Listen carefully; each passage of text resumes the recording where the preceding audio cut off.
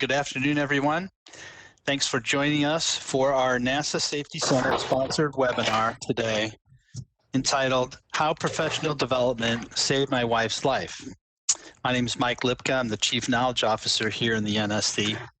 So before we get started, take a few minutes to go through some logistics for this webinar in our WebEx platform. So first of all, if you do not need to stay on VPN, we ask you to drop off of that to help conserve bandwidth. On screen, you can see the speakers today.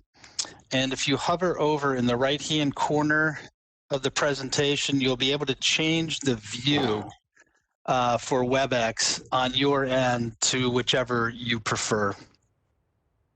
So please make sure you stay muted for this event. We'll be doing Q&A through the chat box feature for today's event. So to activate the chat box, click on the chat button in the bottom left on the icon shown on the slide, and the chat box should appear in the bottom right-hand corner. So it's important to select send to everyone so that all the participants can view the question. So we'll monitor the chat box on our end, and we'll collect questions for the end.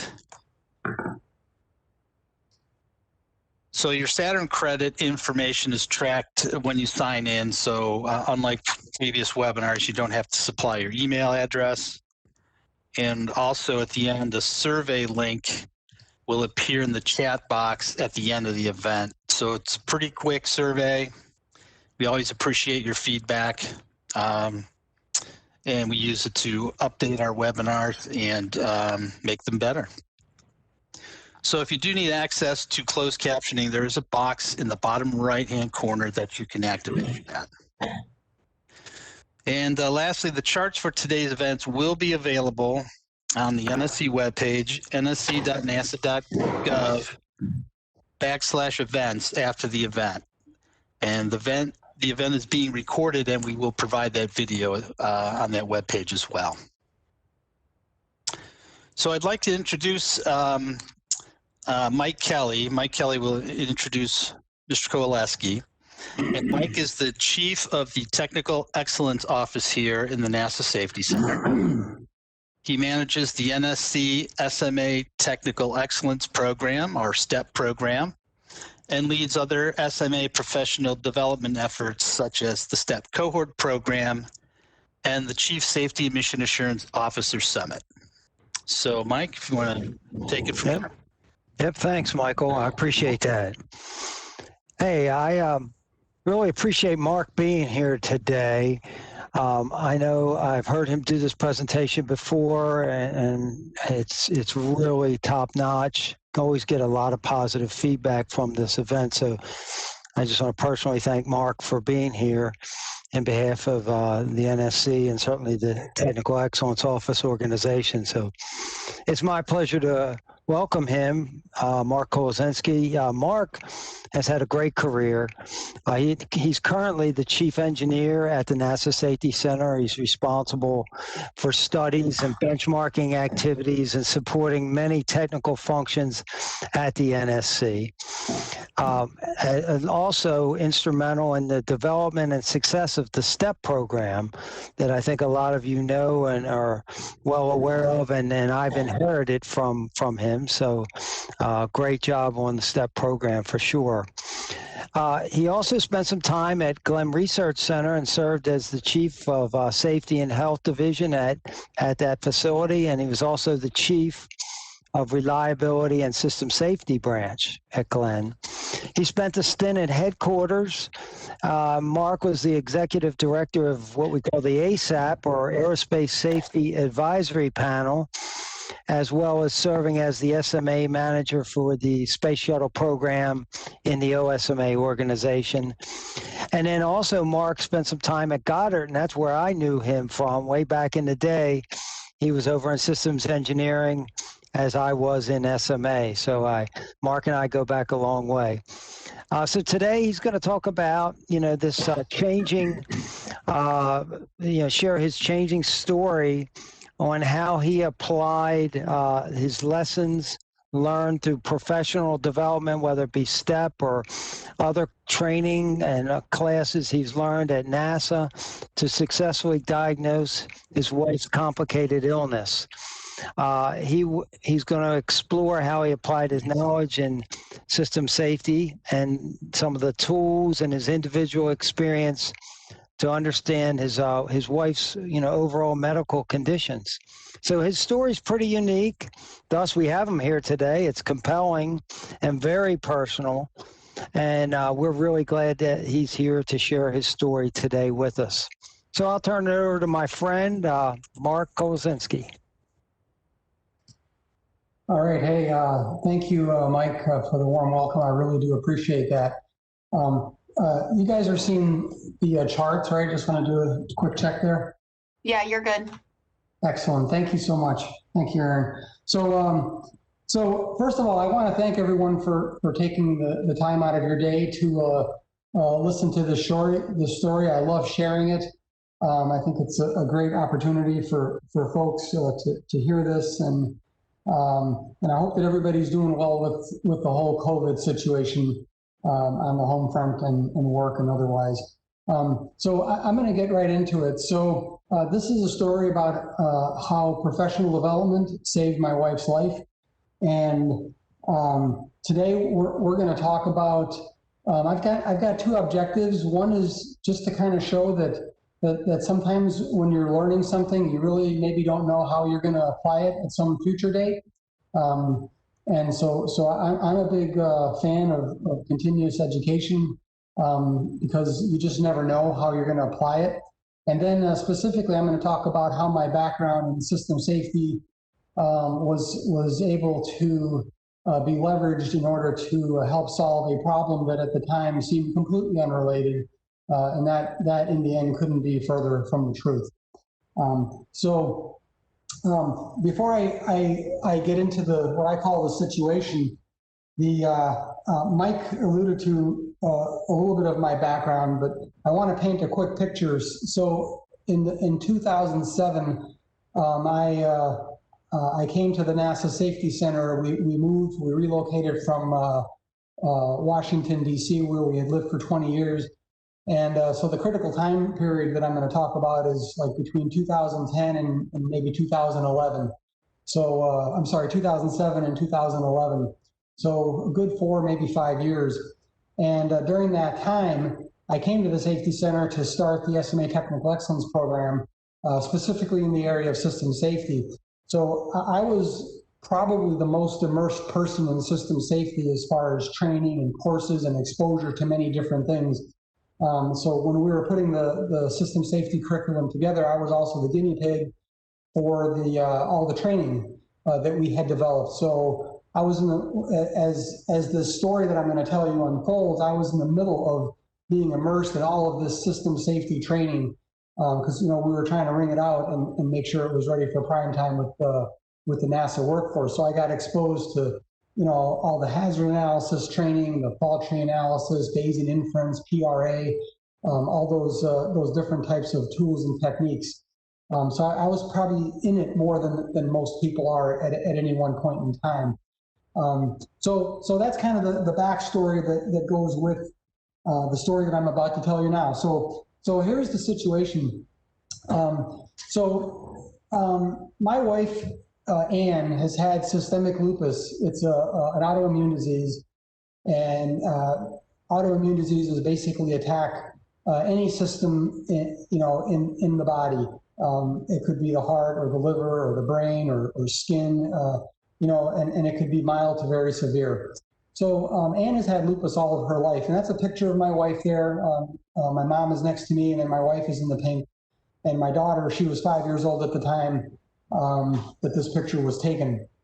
And so Anne had become progressively more and more ill right after we moved to Ohio, starting in 2007.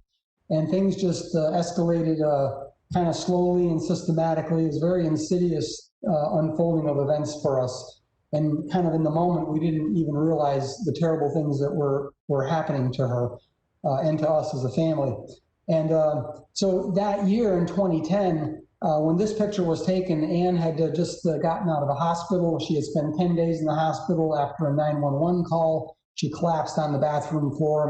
My daughter came down and said, "Hey, Dad, Mom's laying on the floor." You know, that's kind of how it went down. And in that year, we had 90 doctor's appointments. I put 7,000 miles on the car going, to and from the doctors.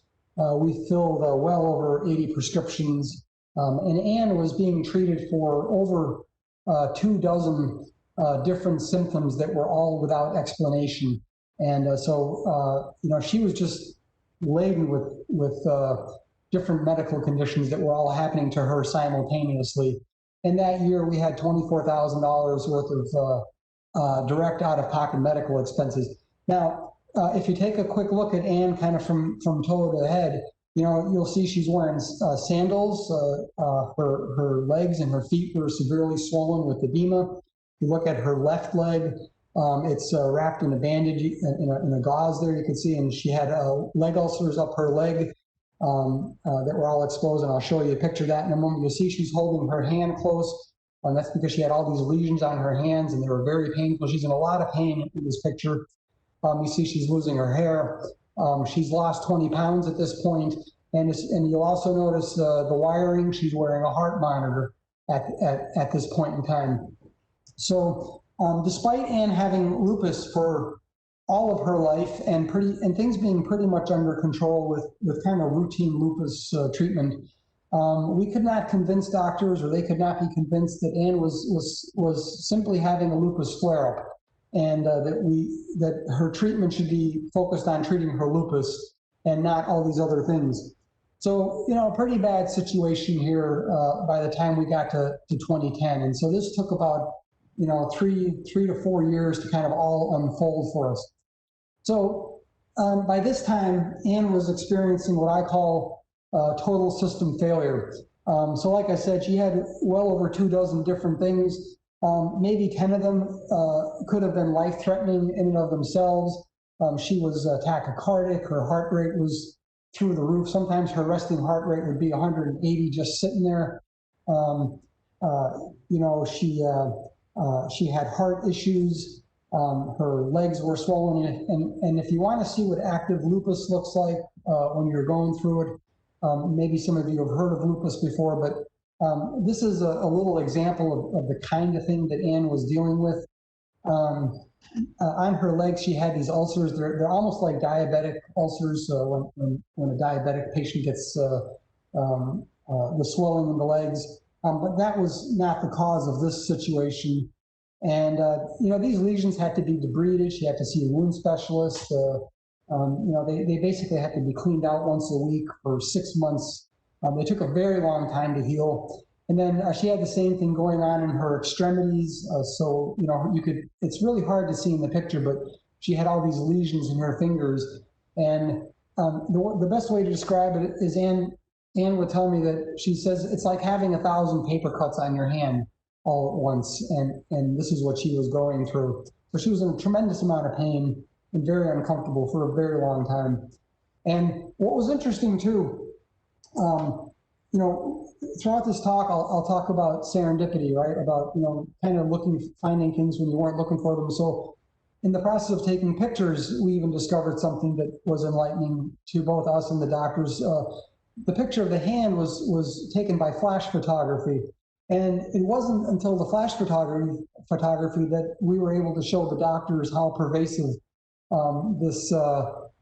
these conditions were. And you could see, if you look closely at the pictures, she's got the inflammation down at the base of her thumb. It's all the way down to where the fingers meet the hand, and a little bit down into her wrist. And this was just by accident. You really can't tell this from like a color photograph, but for some reason the flash photography kind of brought this out and really shows you how pervasive this situation is. So we're really in a bad spot at this point. So this picture was taken maybe the same day. My mom was visiting. She took this picture, and I am pushing my wife here in a wheelchair. She had a very difficult time walking. And in fact, I had bought a minivan because we kind of needed to be able to stretch her out, needed to elevate her legs. I mean, it just totally changed our lives. And I remember this, when I saw this picture, this was kind of an enlightening moment for me, because I realized that at this point in time, I was almost broken. And when I saw this picture, I realized that, you know, I don't want my life to go like this, and that, you know, I had some skill set at my disposal and my experience base in the business that I'm in, which is system safety, that maybe there's something that I can do to improve this situation. I did not want to be, you know, pushing my wife around in a wheelchair for the rest of our life, if that wasn't, you know, totally necessary. So this was a real moving picture for me. When I saw it, I just realized how awful the situation was. And I remember it was so surreal, right? Because it was this beautiful day. We were out by Lake Erie. And I just remember, like, this can't be happening. It's so beautiful out here, very much like a day it is here today in Cleveland. And here we're going through all this mess. So I knew that I had to kind of think differently, and that I had to be more involved in the situation. So I started leaning on my background in system safety. And like I said, I was in the middle of taking all this system safety training. And I realized that, you know, I'm in the business, of you know, figuring out how to prevent things from happening. And I'm also in the business of investigating why things happen and to come up with solutions to those things. So that was kind of the mindset that I was in, you know, based on being right in the middle of, I think at the time I was in the middle of my step level 4 at the time. So I had all of this training behind me, or in the middle of it. So I realized that system safety is really nothing more than a technical problem. And I could say the same thing about patient safety, that this is just another problem that needs to be resolved. And I kind of tapped into my experience, especially working on the space shuttle program. I had dealt with personally over 300 technical issues, very diverse issues. And I just kind of had this enlightenment that, you know, this is like any other thing, and I got to figure out what's going on here so I can intelligently talk about it. And I also realized that you know, when you work in SMA and other areas as well, a lot of times your job is to influence managers or decision makers, right? You need to bring information and analysis and data and perspectives forward that managers don't have, so that they can make the best, you know, we call them risk-informed decisions. And I realized that in order to get Ann better, that I would also have to be in a position to be able to influence a medical doctor to see things a certain way. And then also, another perspective that I had about system safety is that when you're a safety professional, no matter what area, or really no matter what you're working on, you're an advocate for the system. You know, the Orion spacecraft can't speak for itself, for example. I know that sounds silly, but I kind of personify it. It takes people to advocate for the integrity of those systems. And so I thought, well, sometimes patients also need that advocacy, especially in my wife's case, where she was not in a position to advocate for herself. At times she was delirious, she was depressed, and she was just really, really down about what was happening to her. And it was just very hard for her to even see clearly. So I realized that I could take my safety engineering analysis methods and apply it to diagnosing a complex medical illness. And I say complex because as we were going through this journey, when I would talk to doctors about this, they would tell me, they would say, Mark, we are not trained to solve these kind of complicated problems. And by the way, in this presentation, I'm not going to divulge the name of the institutions we were working with. You can imagine here in the Cleveland area, there's a few major hospital systems.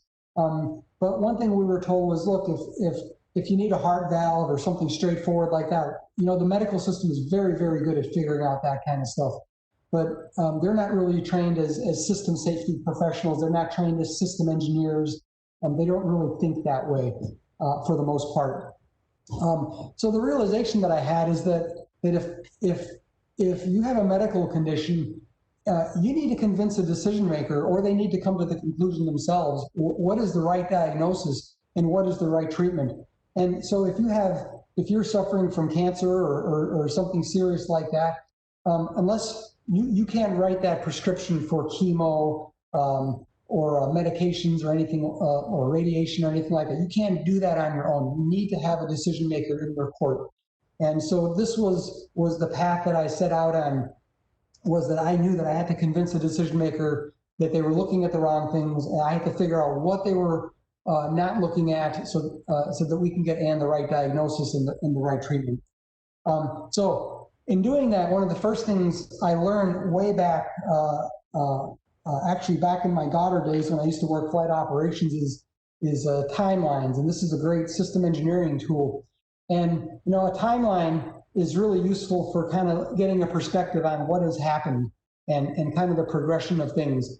And so when I laid this out, I thought, okay, what do I know has happened so far? So I went through up until about 2006, and you can see the milestones there. Ann and I both actually worked at NASA headquarters for a while. We became parents in 2004. My wife resigned from NASA to become a permanent homemaker.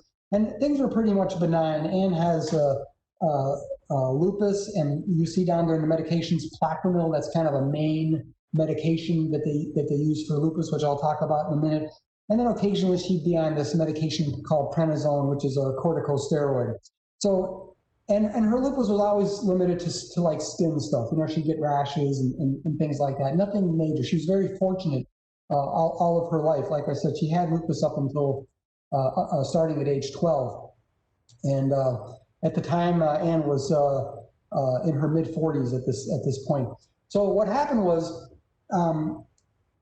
right before we left to move to Cleveland, after we'd been in Washington for 20 years, Ann developed what's called Plaquenil toxicity. So you see down there that she was on this medication called Plaquenil. Plaquenil and chloroquine are anti-malarial drugs, and they're useful for keeping lupus symptoms at bay. They very subtly suppress the immune system. And the chloroquine got a lot of press, if you recall, last year when the pandemic started. There was some circulation of news that might be something useful for treating COVID-19 patients, which of course did not pan out very well. But that's kind of the history of that. So Plaquenil has a half-life of about 6 months. So you can imagine after a year or so, it's pretty much out of your system by that point. So Plaquenil toxicity, it affects the eye. She can go blind. She can no longer take this medication that lupus patients always take. And it's pretty rare. So then what happened is we moved to Ohio. So about 6 months into being off the Plaquenil, the Plaquenil is starting to make its way out of her system. Now we moved to Ohio. And that's significant because we left all of her doctors behind us. She no longer had that 20-year history of being seen by the same doctors who were very familiar with her case. We were basically starting from scratch. And then after that, all hell broke loose. She developed infections. She developed all of the neuropathy, the edema in her legs, the hospitalization, the tachycardia, and you could see just all these symptoms. And then, of course, this huge list of medications that she was on, in many cases simultaneously, just treating different things as best they could here and there. So by the time we hit 2010, we had a real mess on our hands, as you can see. And just looking at the history, there was a lot going on. So I mentioned that, or Mike had mentioned that I had created the STEP program, and I had developed the system safety curriculum. And so in doing that, I had a system safety background, of course, from my shuttle days in my career, but certainly not to that extent. And I spent a tremendous amount of time reading all the books related to system safety, like the Henry Petrosky's and James Reason and Black Swan and all these different types of risk and safety books. And so I tapped into that, and I realized, I can get smart about lupus just like I get smart about system safety, or how I get smart about space shuttle systems or anything else that I'm working on. So I immersed myself for a good 6 months, learning everything that I could to a much greater extent than I had, just having, been living with Ann for so many years. Like I said, I don't know if I mentioned we were high school sweethearts, so I've known Ann for a very, very long time. I really got smart about this, about the illness. And at the time, I had also read the Dr. Pausch book, The Last Lecture. You might be familiar with this. Dr. Pausch was diagnosed with pancreatic cancer, and as he was dying, he wrote this last lecture book for his class, and he gave them a last lecture. His wife actually finished the book after he died.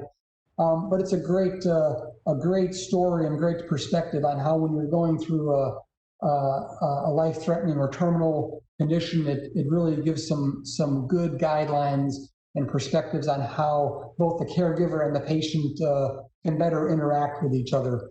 And that, I was thinking worst case at this point, and so I was mentally preparing for that situation. So I knew that I had to identify the factors driving the situation. Right? This is no different than if we have an anomaly on the space station or the space shuttle in flight that has to get resolved. What's driving the situation? So I mentioned about the medication change. So we relocated to Ohio. Anne could no longer take the Plaquenil because she had experienced this permanent eye toxicity. We also changed the relationship with the doctors. They were no longer familiar with her treatment protocol, despite, I will say this, despite giving the doctors a 6-inch stack of medical records and giving them very deep explanations of what Anne's history actually was and how it was treated back in Washington with her doctors. And then another big thing that happened to us was that the whole doctor hierarchy had changed. We had 20 years of private practice medical care, and now we were thrust into this hospital system in the Cleveland area. So as a side note, in Cleveland, there are very few private practice doctors. They've all been absorbed by the major hospital systems. And so the only private practice for the most part that's left is eye care. And so, very, very different business model for how medicine is done. So, we had changed. Now, what do I mean by this? So if you're a lupus patient in private practice, you will normally typically be seen by a rheumatologist. It falls under rheumatology. And in Anne's case, her rheumatologist, who she knew for 20 years, she was she was not only her doctor for caring for her lupus, but she was also her primary care physician. And she took care of all of the routine things that any of us would have done, like your cholesterol and your thyroid and things like that. And then that rheumatologist also did all the coordinating with all the other doctors. Anne and I, we reflect on this often, how we missed the days when the doctors would literally call each other and say, hey, this is what I'm experiencing with Anne. I've ordered these tests. Can you take a look at this? And they would have actual voice calls on the phone with each other to talk about Anne's case. They were all very much integrated and connected with each other. So we get to Cleveland, and now we're dealing with this hospital system. So in the middle of getting off of Plaquenil and moving, now we're dealing with a hospital system. And quite frankly, now we're dealing with all of these individual specialties individually. So something as simple as in the old days, she used to go to a rheumatologist.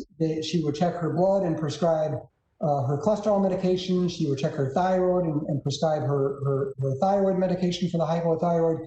We get to Cleveland, we see her primary care, and the primary care says, no, I can't touch that.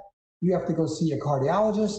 And now the cardiologist does a separate blood test, and she has a separate prescription from the cardiologist. Endocrinology treats the thyroid. And so you could see how we're now dealing with a completely different medical practice model.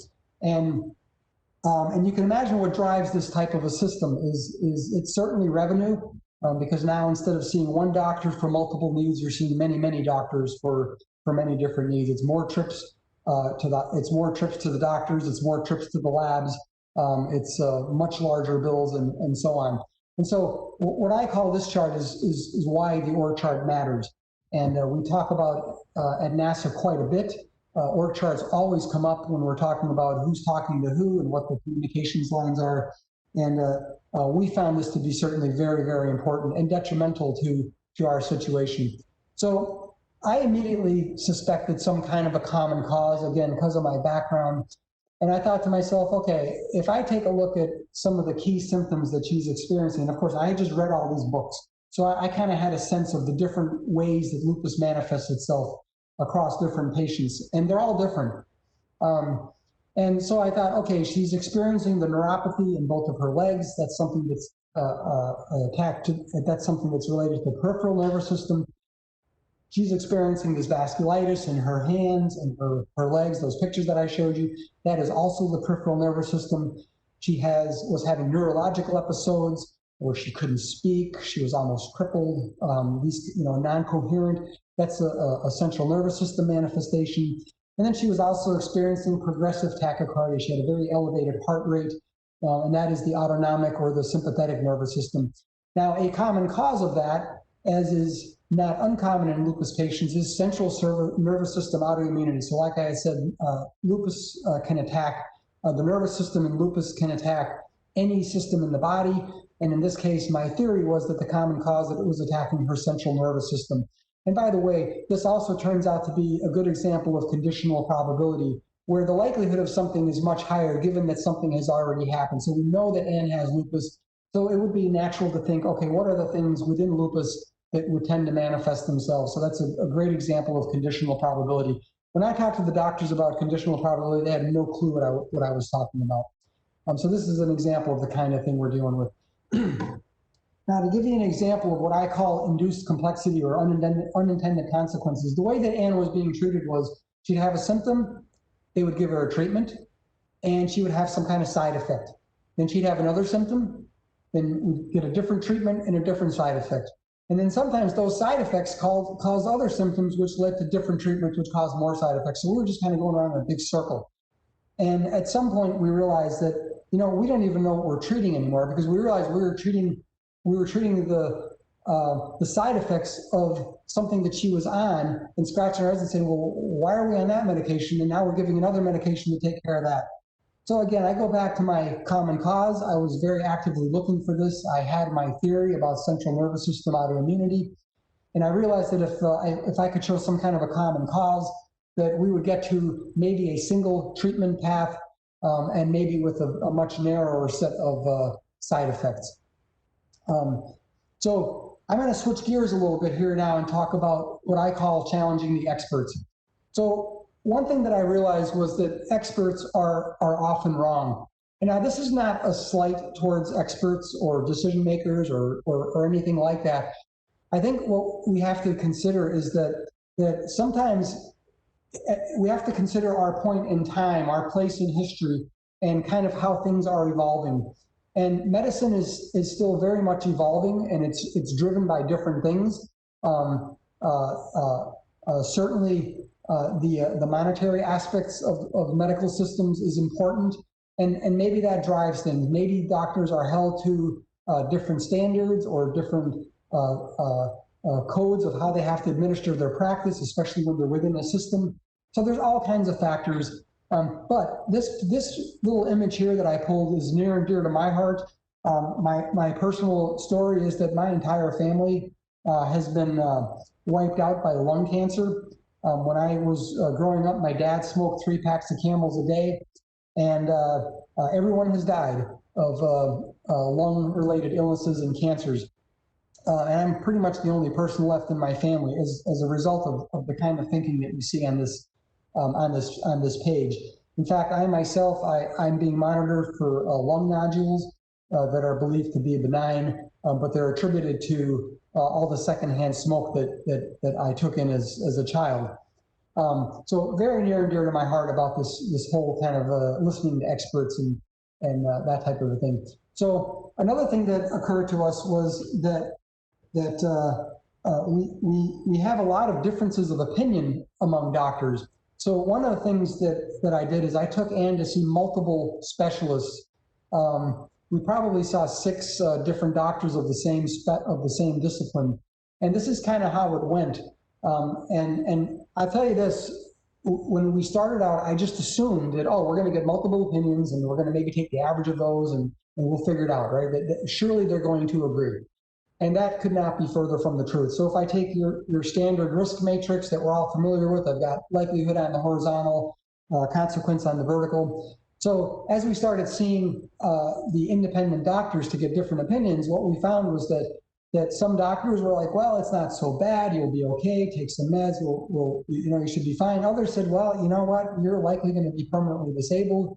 And we finally got to one near the end that said, you know what, if she's not treated right away, you're looking at death being an outcome. And so again, there's different reasons why experts don't agree.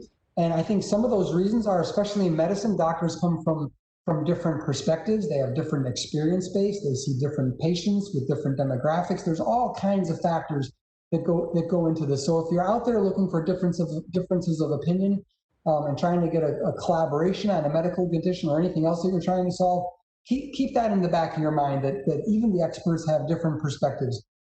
So I had mentioned about that I got smart on lupus, and one of the books that was really indispensable was the Oxford American Rheumatology Library's book, The Essential Clinician's Guide for Lupus.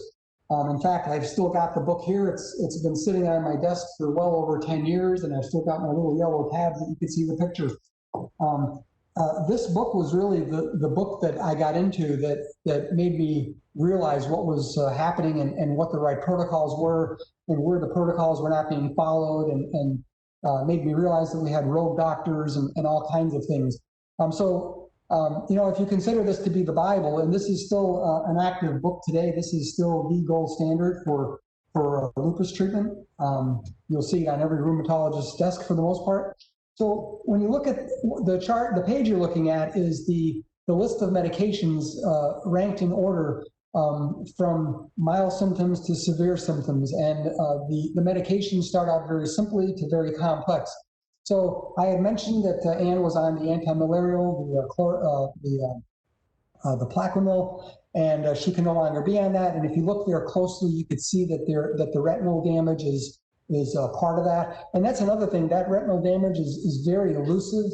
In Anne's case, it was not found till late, and really it wasn't because we didn't have some of the machinery, some of the technology to probe the eye like we did starting about the 2006 time frame is when some of those diagnostic capabilities came out. So we actually have a lot of different medical conditions that use the antimalarials where this kind of history is still kind of unfolding for this side effect. But Anne could no longer take the antimalarials.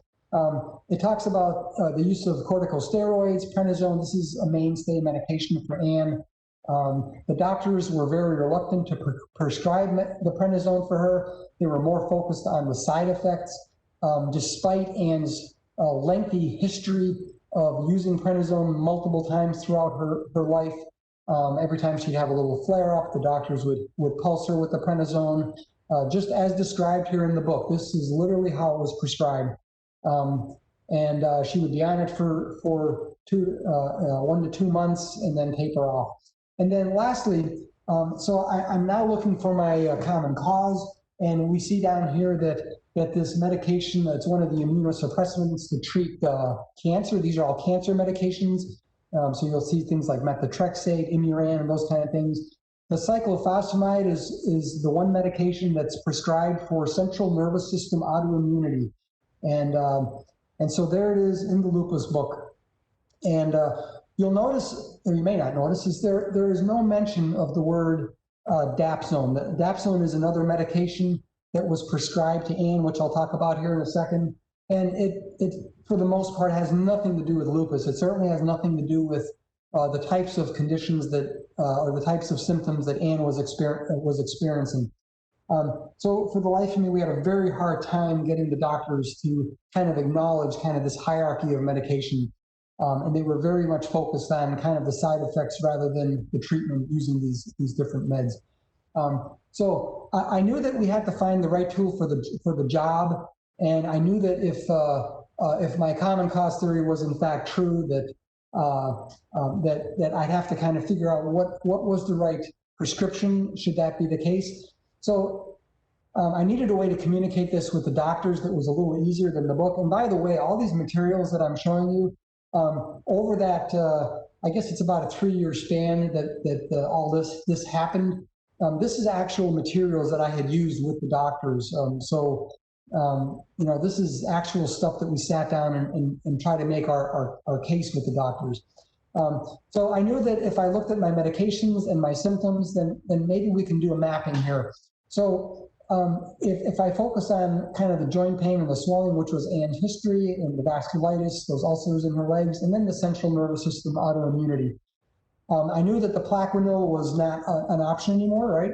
Even though that is a first line of defense, but because of the retinal toxicity, that was no longer an option. Prednisone is certainly a first line medication, but it's not typically prescribed for the vasculitis or the central nervous system component. And then we get into cyclophosphamide, these immunosuppressants, and those are certainly the first line medications for those type of lupus manifestations. And you'll see, of course, dapsone was nowhere to be found yet. Somewhere along the way, Anne found herself with a hefty dapsone prescription. So this is a conversation. I'm going to share with you the paraphrasing of a conversation that we had with a doctor. I remember this was at a midnight on a Sunday night. We got into a heated argument with the doctor about this, and this is kind of how it went. So Anne had been on this medication, dapsone. She was having side effects of the dapsone, one of which is tachycardia, elevated heart rate, and also her red blood cells were showing signs of rupture, which is one of the symptoms of dapsone. So we were introducing a whole litany of other problems and side effects just with that medication, which, as I've just shown you, has nothing to do with lupus. So the conversation was, we're talking on the phone with the doctor, and said, hey, the lupus book doesn't even talk about dapsone. That's nowhere to be found in the lupus treatment books. And the doctor tried to tell us, well, I've seen it used before. And he said, well,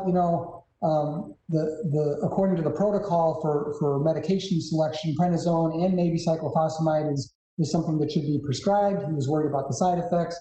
We tried to argue again, look, we think that the CNS component of this might indicate treatment with cyclophosphamide. We reminded the doctor that prednisone was something that was always used in the past. We'd like to try that. The doctor denied that treatment. He said, no, I disagree. And so we did a Donald Trump and we said, you're fired. And, as you can imagine, we had some pretty serious words during this phone call. And so one thing that we realized, it's only in hindsight that we realized that this particular rheumatologist had very limited experience treating lupus. It had not occurred to us that, maybe there are some rheumatologists that don't actually treat lupus patients, or maybe they've never seen lupus patients with certain types of symptoms. And it turns out that this rheumatologist did a lot of treatment of rheumatoid arthritis and things of that nature, but he had very limited experience working with lupus patients, certainly to the extent that Anne was ill. The important thing is here, sometimes we do need to change out the leadership. And so kind of my eyes have been open here is, sometimes we'll see, maybe an associate administrator or a project manager, somebody will get changed out. And, sometimes it's not necessarily that the person was a bad apple. It's just that they weren't equipped for the job. And that's okay. Sometimes it's okay to change out the person that's in charge for this reason. And that's exactly what we did. We went through, I think, a total of 6 rheumatologists before we finally got to the one that mattered the most. So we went through this process several times. So I'm going to switch gears here a little bit, but I'm going to pause for a moment. Are there any questions along the way? Anybody have any questions? None have come in yet, but if you do have questions, you can put them in the chat box and send it to everyone so that we can see them.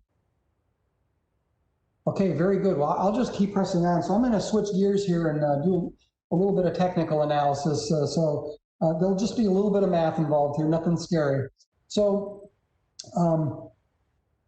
when the doctor tells you that you are suffering from something, but it's something that can't be explained, that's called an idiopathic cause. It's spontaneous disease that can't be explained. Now, at NASA, we know, and we never allow this to happen, that there is nothing that happens without at least a probabilistic cause. And so in the case of, for example, the Columbia accident, we had fault trees that had tens of thousands of possible causes. and they all had a probabilistic estimate associated with them. And so we know that everything happens for a reason. Sometimes we just don't know what the reason is. But that probability helps point us into the direction of what we're looking for. If it's a very low probability, then that maybe tells us, yeah, maybe that's not the place to look. If it's a very high probability, then that maybe tells us, yeah, maybe there's a greater chance and we should be looking there and not over here. Now, where this is important is this is a picture of the wing leading edge of the space shuttle. And of course, if you all remember, the NASA never believed that we could punch a hole in this reinforced carbon-carbon material with basically a piece of foam that weighs but a few ounces. And as it turns out, if you take a 6-inch block of that foam and fire it out of a pneumatic cannon at 1,000 miles per hour, there you have your smoking gun. And this is what the Columbia Accident Investigation found. We were re-educated and reoriented on what is possible. And so we went from a probability of something very tiny to a probability of something very, very big. In fact, it was a probability of 1 because it was in fact very deterministic. And we were able to prove that this is what brought the Columbia space shuttle down. So now I'm going to switch gears and talk about Ann's situation. So when I did not have this insight. I was in the middle of taking the fault tree class in the system safety curriculum, which I actually helped put together, and I was in the middle of taking the probabilistic risk assessment course, the PRA, learning how to run the Sapphire tools. So I was learning about fault trees, event sequence diagrams, risk aggregation. This is how we calculate a lot of things you frequently hear, like loss of mission, loss of crew. That's kind of that's the analysis that's behind those numbers. So the question is can I use a system safety analysis, a fault tree of sorts, in order to analyze the likelihood of independent events coming together at the same time? So as I had mentioned, Ann had all these different conditions. And if you think about it a little more practically, the odds of that are pretty low in my opinion, but I had no way of proving it until I did a little bit of math. And so in Ann's case, imagine it would be like getting hit by a bus, getting diagnosed with cancer, and winning the lottery all on the same day, right? Those are independent events, but the odds of those happening all at the same time are very, very, very small. So I started out with a basic AND gate. And so we all know that when we have two events that are ANDed together, then the likelihood of that situation happening becomes smaller. And if I assign even a modest probability of, say, 1 in 1,000, which is not a number without basis. In medicine, a lot of conditions like heart conditions, cancers, and things of that nature, they're in the order of 1 in 1,000. And there's textbooks that you could look this kind of stuff up, and we have certainly plenty of statistical data for the prevalence of disease. So we can have a good estimate for how likely something is to occur. So in Ann's situation, if I just take 2 of her conditions and try to estimate, well, what's the likelihood of the vasculitis and the central nervous system autoimmunity happening at the same time, we realize that, yeah, that's pretty slim chance. 1 in 1,000 times 1 in 1,000 gets you 1 in a million. Certainly, if I extend that to n number of events, like a lot of events, even if I just go out to 4 different symptoms, the odds of that now become 1 in a trillion. And so we're dealing with an astronomically low probability. So that's not believable. It doesn't make sense. It's possible, certainly, but it's not a credible thing given the situation at hand. And that's how you have to think about the credibility of a probabilistic estimate. So then I thought, okay, how can I use a fault tree in order to maybe estimate the effect, the probabilistic effect on common cause? How can I influence the probabilistic outcome if I somehow factor in common cause for independent events? Now, there are many different ways to model common cause. It's actually a little bit tricky to do that. I'm going to kind of take a simplified approach. It's a little more sophisticated than this when you run it in the Sapphire tool. But if you start with an OR gate, and if I feed it with an AND gate of a symptom A, and I put a common cause to it, and then I add another symptom B that is also able to be triggered by a common cause. And if I roll that up through the AND gate, I end up with an equation that takes into account the common cause. And if I do a little bit of algebra on that, what I get is, and if I assume a common cause of 1, which is the thing that I'm trying to prove, then I end up with a calculation that shows something like on the order of 1 in 500. So I've gone from 1 in a million to 1 in 500.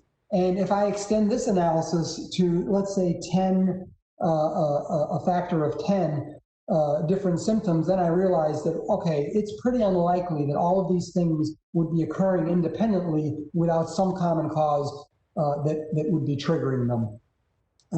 So at this point, at least analytically, I had my smoking gun. I was able to, at this point, demonstrate to a doctor that, hey, if you look at the math of this, that this actually makes some sense, that we're not just off chasing individual things that are unrelated, that there is, in fact, some kind of a common cause relationship. So now I had my common cause theory, I had my medication and the Lupus book to back up that claim, and now I had a little bit of math to back up the common cause theory, and I basically debunked the idiopathic explanation for the symptoms that Anne was being treated with. So we also closed out all the rest of the fault tree branches, right? So these are those outliers that Nassim Taleb talks about in his book, Black Swan, right? So I took Anne to an infectious disease doctor because, as it turns out, there are a few really nasty diseases in the world that, depending on where you go or what you've been exposed to, like if you're exposed to monkey dung in Africa somewhere, then you've got a chance of getting a certain type of disease that doesn't appear anywhere else on the planet. And it may actually look like some of the things that Anne was experiencing. And of course, we were able to rule out and close out all these branches of the fault tree as being non-credible. So, we were coming up zero with all these things. So we went through great lengths to rule out all of the other possible, like we literally thought maybe it's something in the water, maybe it's, Lake Erie water that's affecting us, So we closed all that out. Now, I will say that we sometimes assume too much about what experts know or what they can do. So one of the things when we were talking to doctors, especially early on, well, I thought they're the experts. I'm just a NASA engineer doing my space shuttle stuff. I'm not into medicine. I don't do this for a living. This is not my gig. And I just assumed that doctors thought the way that I did and the doctors knew about probability and conditional probability and these kinds of things. So I went and I looked and I thought, okay, why do doctors not think this way? So as it turns out, when I went to Vanderbilt Medical School's library, I found that they have this first-year med student textbook called Physical Diagnosis Course. This is the book that is used today as the textbook in that class. And when you open up that book, what you realize it's a very kind of a interactive, conversational, basic screening approach that doctors use to get a history and kind of talk to the patient and kind of get that feedback. But there's no analysis that goes in there. It's a very qualitative assessment. And now this is a 2-inch thick book, and when I did a word search on it, you'll find no instances of things like independent events and mutual exclusivity and common cause and credibility and root cause and probability and all these. And I searched tons of buzzwords that we use in system safety and mishap investigation. You will not find any of those words in this book. There's no math in this book, and it's like I said, very, very qualitative, very kind of conversational, patient-doctor relationship-y oriented type of methodology that is taught. So it's a no wonder that the doctors are not able to have these kind of in-depth, more sophisticated analytical approaches to how they conduct diagnosis. So I'm going to switch gears just a little bit now and go into some data analysis. So I had mentioned that Anne was tachycardic, and she, I don't know, one day I had my hand on her, I had my ear on her chest, and I'm looking like, what's going on here? Your heart is like racing like crazy. And, took her pulse, and what's going on? This doesn't sound right. And And so this is a chart that I collected from all of the doctor's visits. Of course, so let me back up. So what's fascinating about is when you go to the doctor, right, and they always take the time out to take your temperature, they take your blood pressure, they measure your pulse, sometimes they look in your eyes, and a couple of this basic stuff. Well, they don't use it. No one's keeping track of this stuff. And so it wasn't until we realized that Anne's heart rate was going up that I became interested in, okay, well, what's going on here with her heart rate? So Anne's heart rate typically, now she's very active, she exercises, and her normal resting heart rate is around 80-ish, which is pretty healthy. And sometimes resting, it's maybe even 70. And it takes a lot to get her riled up and get her heart rate going. So this is, Anne's normal range was kind of down in the blue there. And so then what happened is we would go to the doctor, and we'd be sitting in the doctor's office, and her heart rate would be up. Now, during this time, this is at the beginning of late 2009, early 2010. This is kind of when we were at the worst of our situation. And Anne had a persistent cough. She had a persistent fever. And to me, those are like red flags, right? Like most people would think, okay, cough, fever, that kind of tells you something, right? Elevated heart rate, that's usually a sign of an infection, kind of a thing. And so Anne would be sitting in the doctor's chair, and they take her pulse, and it would be, 100, 110, 120, just sitting there. And this is kind of how those conversations went. So the doctor would say, well, we think your heart rate is up. So this is kind of back in January of 2010.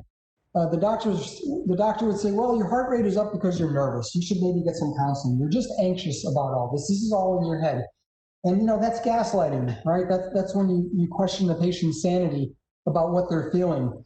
And if there's one thing that I want to convey in this story that I'm sharing with you is to listen to your body, or listen to your loved one. If they tell you that something doesn't seem right, then something probably is not right, because you know your body the best, and you know what you're used to, and you know when things are different and not going the way that they're supposed to be going. So during this time, we went back to the doctor. I think we went back to the doctor 8 times between November and I'm going to say May, I believe is the time frame here. So about a 6-month period. And Anne had this kind of constant fever and cough, very terrible cough. And so this is kind of the response we got. You need to get some counseling. It's all in your head. Well, then things got worse, and you could see how her heart rate spiked when we're out into the May time frame here. And now her resting pulse is like 140. And you can see all the data points. These are all the times that we went to the doctor. And so they did a chest x-ray, and they said, well, you just have a cold. And they sent Anne, we went to the ER, they sent her home with over-the-counter cough medicine. I'm not kidding you. They sent her home with over-the-counter cough medicine. Well, a few days later, Anne collapsed on the floor. And the reason she had collapsed on the floor was because she had had long-term diffuse pneumonia of both lungs. When she got to the ER, when the ambulance took her to the hospital, then they finally did a CAT scan. And so the CAT scan showed this pervasive pneumonia throughout both of her lungs. And, they said, you'd had this pneumonia for a very long time. And how is it possible that this was not something that was caught? Now, keep in mind, she's also in the middle of a lupus flare-up now. So here she's in the hospital getting treated for diffuse pneumonia. And now I come along and say, hey, by the way, she's having a lupus flare-up, and none of this stuff has been yet resolved. And she's on all these medications, and no one would listen to me. All they wanted to focus on was the pneumonia, and perhaps rightly so. But I could not get any doctor to listen to me about this situation. So Anne ended up on, for a while, she was on prednisone, and she was on IV antibiotics for 10 days. And you know what? A lot of her stuff cleared up at that time. When she left that hospital after 10 days, her complexion improved. She was in better spirits. She was eating, right? Everything changed. And why? Because she was on prednisone. And of course, they got rid of this infection that was in her lungs. It really kind of had nothing to do with the lupus flare-up itself.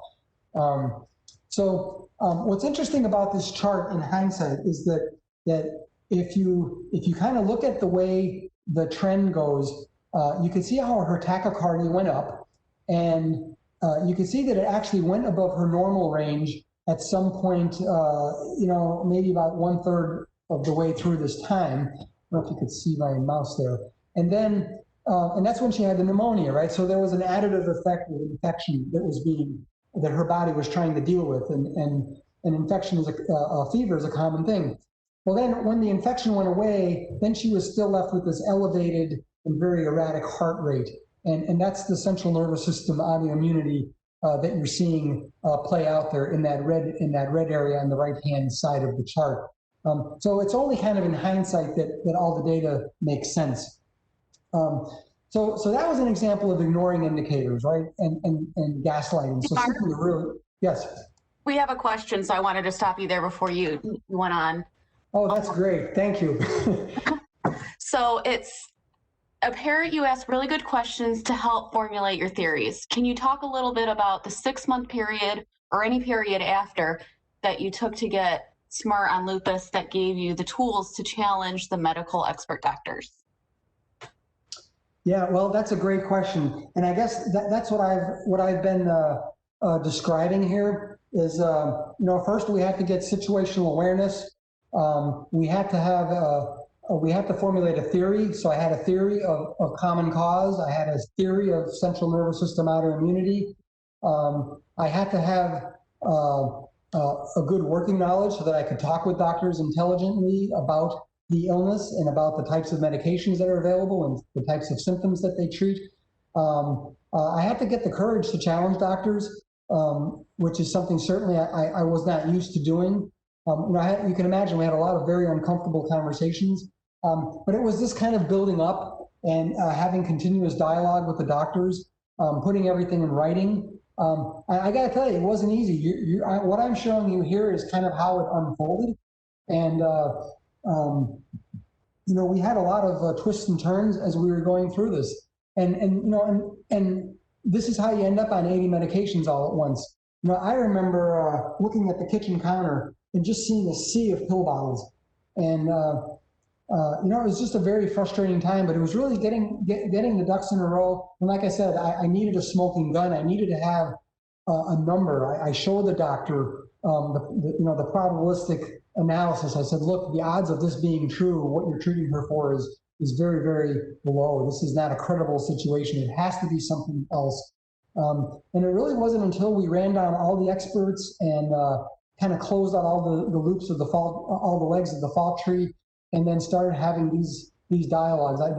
These are conversations that we actually had with the doctors.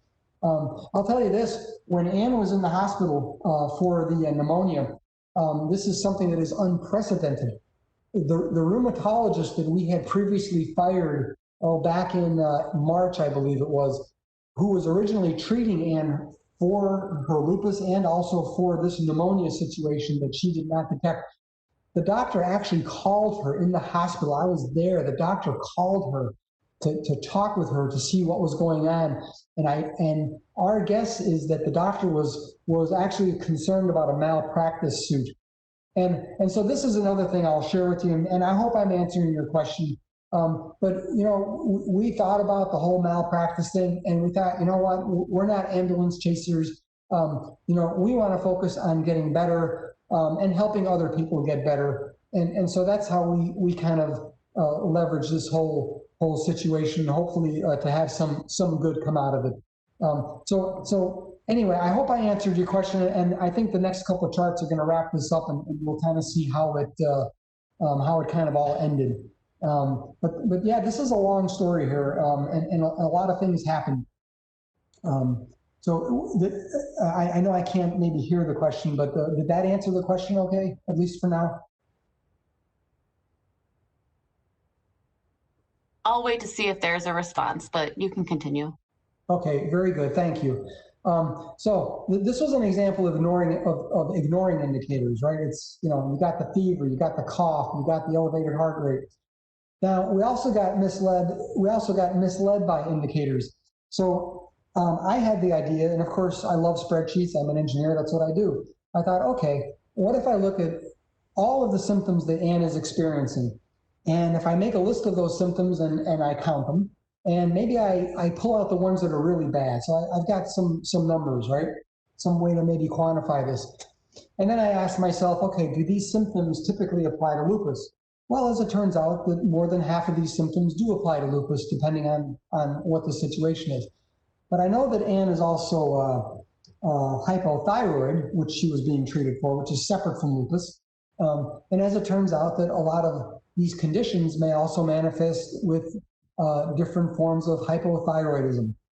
So this led us down the path of endocrinology, and we spent a lot of time chasing this indicator.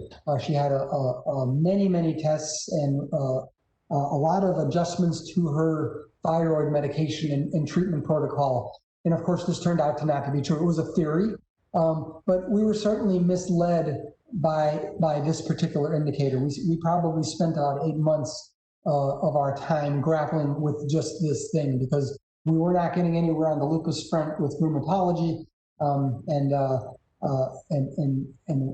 hypothyroid was a known, and we spent some time thinking about that. So again, this is one of those things that's kind of in the fall tree, right? What's the cause, and what's the probability of this thing being the cause? So it's finally time to make a safety case, but it took one more major event to serve as a catalyst to make that happen. So now we're in late 2010. Anne has she has the hospitalization behind her. Now she's dealing with the leg ulcers and the tachycardia and the heart rate monitors and all this stuff. It's stronger than ever. And now she's experiencing passing out when she gets into a prone position from laying down. And this condition is called postural orthostatic tachycardia syndrome. It's called POTS. It's when your heart doesn't adjust to the change in the pressure of your, it sends more blood to the brain because you're getting into an upright position, and your autonomic nervous system knows how to do that. But the doctors could not explain why. They did not know what was causing the POTS. So it was in the records as being idiopathic. And so the electrophysiologist put her on the tilt table, came up with this assessment, and this is an example of how that test is done. They put you upside down, they rotate you back and up and down, and figure out what your heart is doing.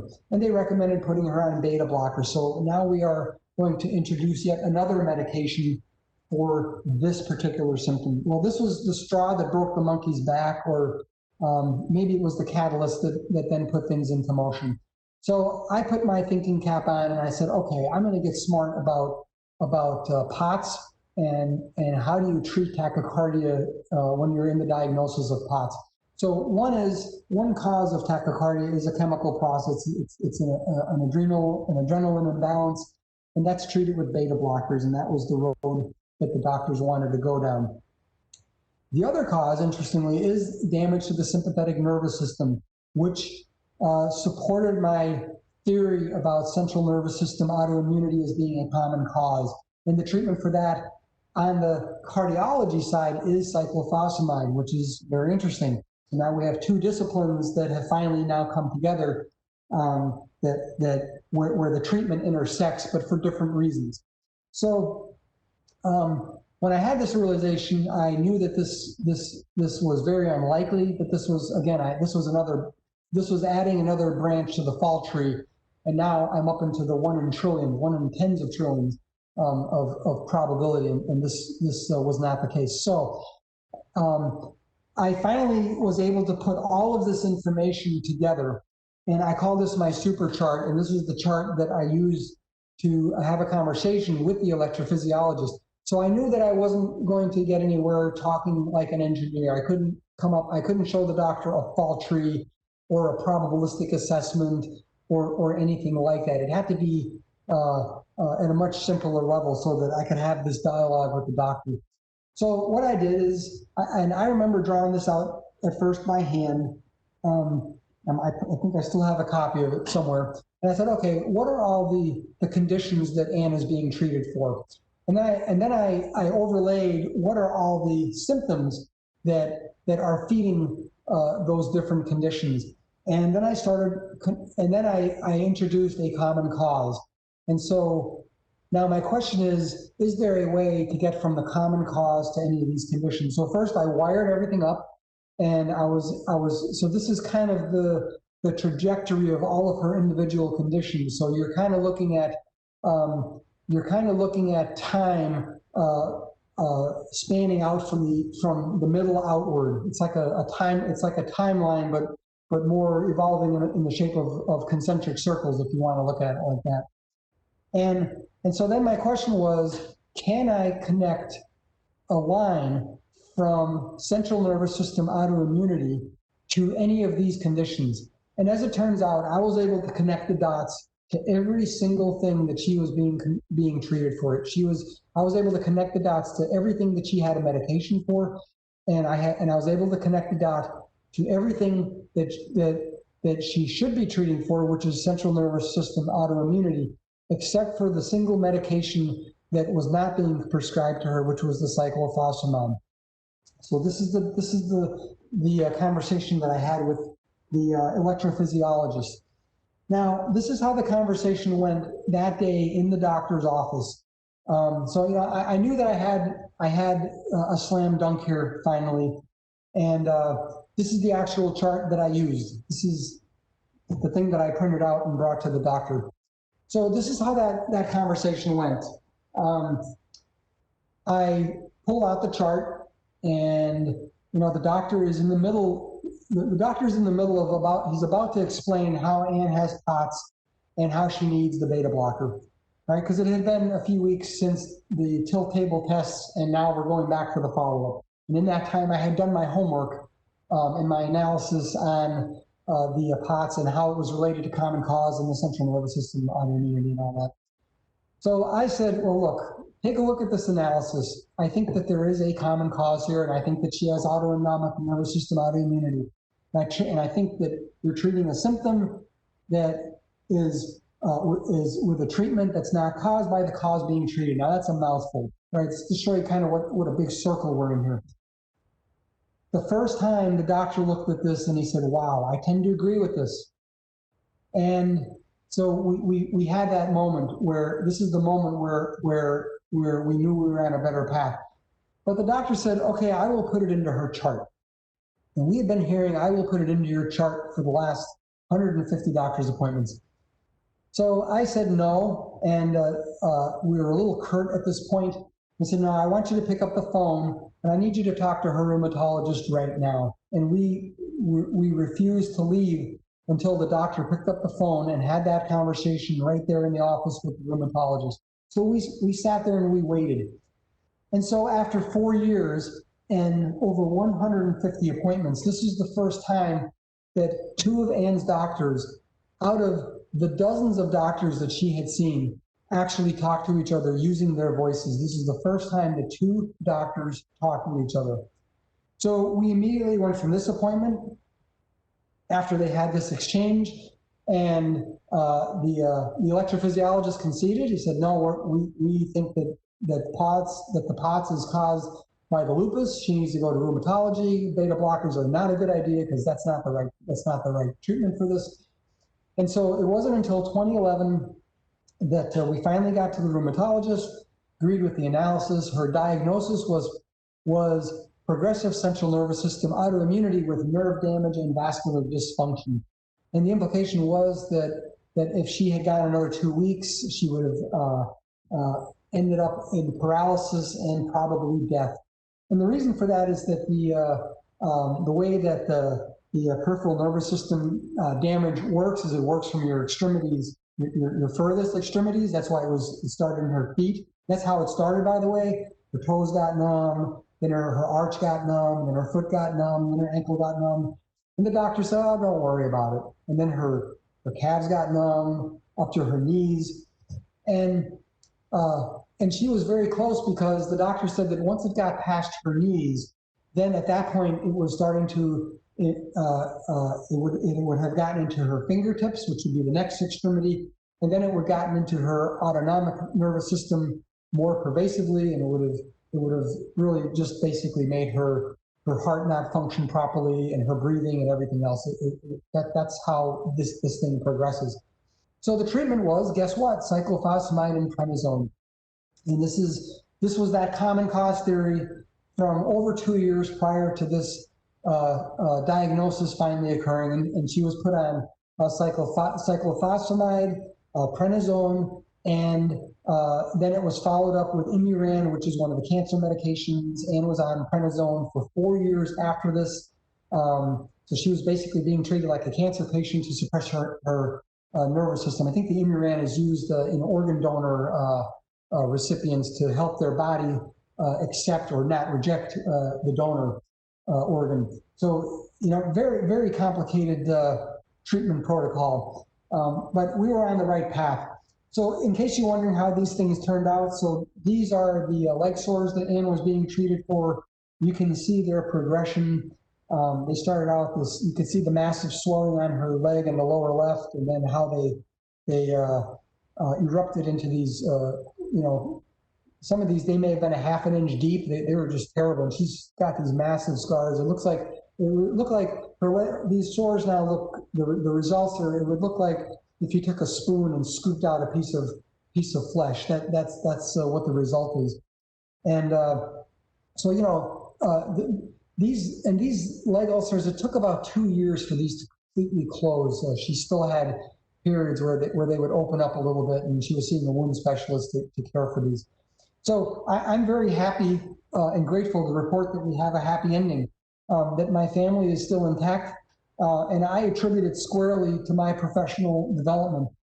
If I had not been in the business that I'm in, if I had not been exposed to the training that I was being exposed to in system safety and probabilistic assessment and fault trees and common cause and those kinds of things, if I hadn't worked for NASA, I don't think Ann would be here today. It took Ann a full 4 years after that to be declared in remission. It was actually 5 years. So she was on heavy-duty medications for quite a while. She was declared in remission since 26, and she's been that way ever, 2016. She's been in remission ever since. She is now on no medications for her lupus. So this is another very important point I want to make. We now have 2 rheumatologists on staff that treat Ann as a partnership. And so we are now one fault tolerant. If one doctor retires or moves or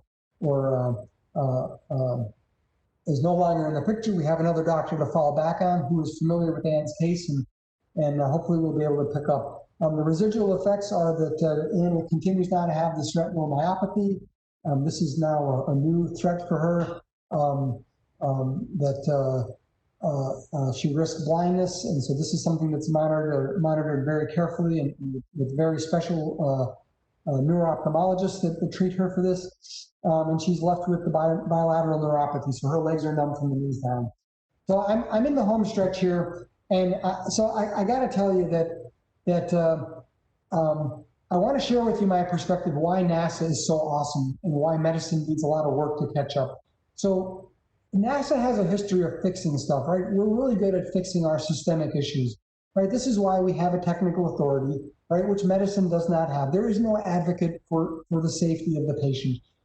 There is no excellence. There is no standard of practice that the medical communities is held to. Each doctor works individually. There is no communications across the disciplines, very little interaction. At least that was in our experience working with the major hospital system. There's no governance. Doctors make their decisions individually and of their own accord based on what they think is best within their narrow discipline. There's certainly no system integration going on. At NASA, we certainly have a patient voice. We don't gaslight our employees when they speak up about a problem, and that is certainly not the case with our experience in medicine. And then also, I think certainly the business model plays into place. There's a reason why we don't see Coca-Cola advertising on the side of the space shuttle, and it's because it's a clear conflict of interest. And so we felt that we got really pushed around to a lot of different doctors because of the design of the system itself. It is designed to generate revenue, and lots of it.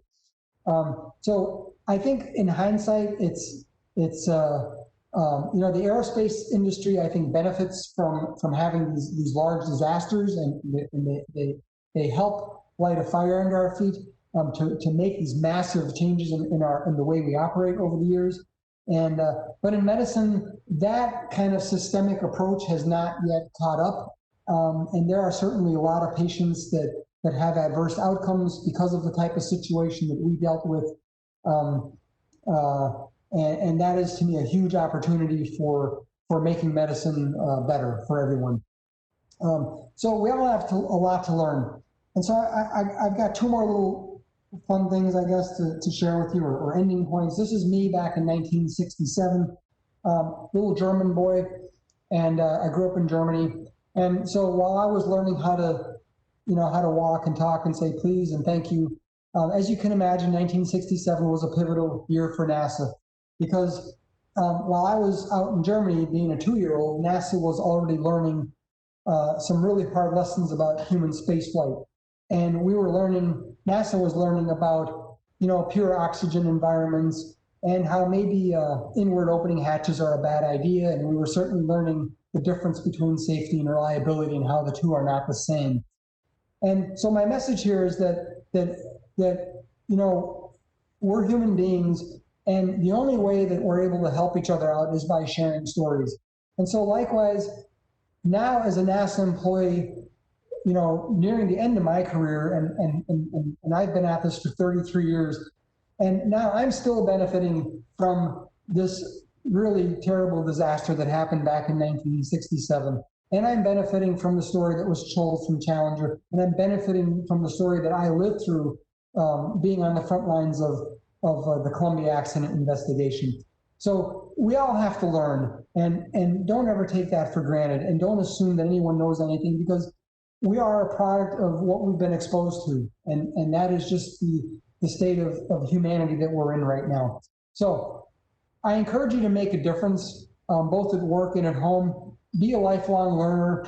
Take training whenever you can, because you never know when it's going to play out to solve some unrelated problem.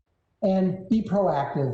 Share your story. So, I don't know if Mike mentioned, but I'm an author. I've published a book. This is my next book, and it's really to try to put out there some of the things that I talked about in this talk today. Bottom line is that I like what Doug Wheelock said. I heard he's an astronaut. I heard him talk last year, and he gives a great talk. If you get an opportunity to hear him speak, it's well worth it. But I loved his approach and his perspective. He said, make your success story a part of someone else's success story. So I hope that I've given folks something to think about. God forbid you're dealing with a medical situation, either yourself or a loved one. Maybe this gave you some perspective, or you're dealing with some technical situation at work. There's always a different angle on things, and a different way to look at a problem, and a different tool set that can be brought to bear to solve a situation that you might be going through. So with that, I've taken up way too much of your time, as I always end up doing. I'm very long-winded, and I apologize for that. But I do appreciate your time, and I'll take any questions. And also, I mentioned to Aaron that when we're done here, if I don't get to your questions, every time I do these, I get a ton of questions. And I'll answer all of your questions individually from the transcript in the chat, and send that out to everybody. Because I've gotten some really good questions over the years that I've given this talk. So I hope this was worth your time. So thank you. Hey, Mark, there's one question we can address. I think we have just enough time for it. From Okay. Justin Reed. Have you considered presenting to regulators with the intent of improving the medical industry workflow or helping to change the overall system? It seems like your professional experience is filled with lessons learned. Yes, absolutely. So right now, the answer is no. I had approached the hospital system that shall go unnamed to talk about this, and I really didn't get very far. And so the other thing I realized is that this type of a situation takes a tremendous amount of energy and finesse in order to overcome. And so this is kind of next on my bucket list in retirement, which may or may not be on my near future. And so this is one of the things that I'm considering about what I'm going to do next with my life. And that's one of the reasons for the book. And I do find that I can reach people through that means. And so, yeah, that's a great question. And that's about as far as I've gotten with that one at this point. Okay. There's also a question of where to find the book. It couldn't find it on Google. This will make its way into Amazon through a Kindle. It'll be a Kindle format and a soft cover. And if you go to my website, markkoleski.com, you can see what I've been up to there. Okay. Thank you so much, Mark. That's just such a great presentation. Thank you. And thank you, Aaron and Mike, and the other Mike who I think dropped off. And I certainly thank all the folks that tied into this. Like I said, I hope it's useful. I know I need to do a better job at maybe getting to the point, but I kind of wanted to just share with you kind of all that we went through and kind of the details of how we got there. Okay, I'm going to bring up a slide that talks about our upcoming events at the NSC, and also I put in the chat box a link to the survey. We do value your feedback, and if you could just take a couple minutes and click that link, that'd be great. And then I'm just going to put up our upcoming events, just so you know what the NSC has coming up in the near future. I think Mike Lipko might be having some technical problems. So I'm just trying to close it out here for you guys. But again, we really appreciate that presentation, Mark. Thank you very much. I appreciate the opportunity and the privilege to do it.